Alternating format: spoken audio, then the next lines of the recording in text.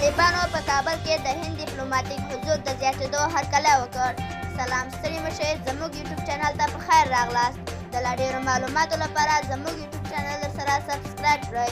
د طالبانو د حکومت د بهرنیو چارو سرپرست وزیر امیر خان متقي کابل ته د هندي ډیپلوماتانو ستنېدو ته په اشارې ډاډ ورکړ چې د افغانستان له خاورې به د هېڅ هېواد پر ضد کار نه اخیستل کېږي.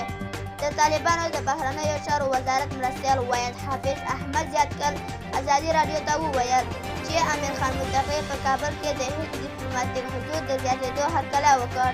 ویې ویل متقي صاحب بهرنیو ډیپلوماتانو ته ښه راغلاست وویل. هغوی ته یې اطمینان او ډاډ ورکړ چې د هغوی امنیت ته به خاصه پاملرنه کېږي، لکه څرنګه چې په تېر یو کال کې چې شوې وه. نوی افغان حکومت د بهرنیو استازولیو او بهرنیو ډیپلوماتانو امنیت خپل مسؤلیت بولي. هند چې د تېر کال د اګست له 15 وروسته یې د ګڼو نورو هېوادونو په شان خپل ډیپلوماتان له افغانستانه ایستلي وو، تېره میاشت خپل یو شمېر ډیپلوماتان بېرته کابل ته واستول او پر دې سربیره یې له افغانستان سره د خوراکي او طبي توکیو مرستې جاري وساتلې. دا اوس زموږ د دې وخت خبرونه، تر بیا هم ښې چارې.